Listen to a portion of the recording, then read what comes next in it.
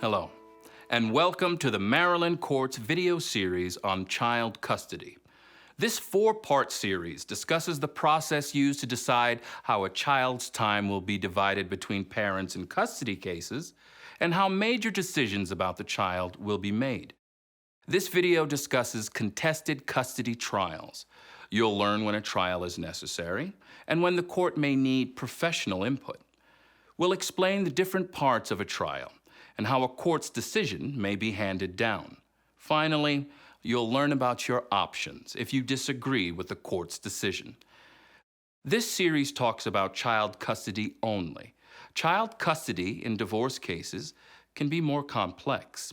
The legal concepts, however, are the same. Let's get started with a discussion on when a trial may be necessary. The court may determine that alternative dispute resolution, or ADR, is not appropriate in your case, or you and the other parent may be too far apart on custody issues to be able to reach an agreement. In that case, you will have a trial. At trial, each side presents his or her case to the court, and then the court makes a decision. Contested custody cases are complicated. If your case goes to trial, you may want to get a lawyer. Now, let's look at some of the professionals you might meet. Sometimes the court needs input from professionals before it can make a custody decision.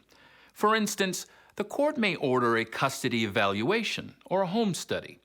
Perhaps the court believes it needs a mental health evaluation or an evaluation of another issue. The court may also order you or the other parent to pay for these evaluations. Once your scheduling conference is held, you and the other party will receive a scheduling order. That order will list deadlines for when you and the other side need to complete these steps. The final stage is the trial. Custody trials are held in front of a magistrate or judge. They are never in front of a jury. At the trial, each party may present his or her case to the court.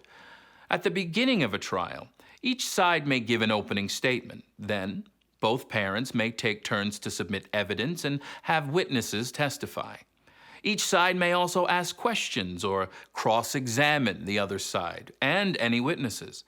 At the end of the trial, you and the other parent may give a summary or closing argument. This is your chance to tell the court why it should rule in your favor. The judge or magistrate must review certain factors to help determine the child's best interests. Those factors include the fitness of the parents, their character, and reputation. The court may also consider the parents' desires and the child's preferences. Other factors include the child's age, health, sex, and the potential for maintaining family relations. Please keep in mind that the court may consider any evidence about a child's physical or emotional well-being.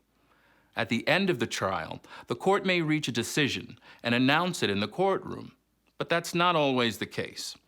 The decision may be delayed while the court weighs all the evidence. If that happens, the court will either schedule a court time to hand down its decision or mail the decision to each party. If you are dissatisfied with the court's decision, there are steps you can take. Finally, what if you disagree with the court's decision? You have the right to ask for a review. If your case was heard by a judge, you may file an appeal. If your case was heard by a magistrate, you may file exceptions to the magistrate's recommendation. Appeals and exceptions have important deadlines, so don't wait too long. Both can be complicated. Consider talking to a lawyer if you want to challenge the decision. Remember, if the parties are too far apart to come to an agreement on custody, there will be a trial. The court may order you to pay for professional services that can provide information to the judge or magistrate before they make a custody decision. At trial, each side presents testimony and evidence, and the court makes the final custody decisions for your family.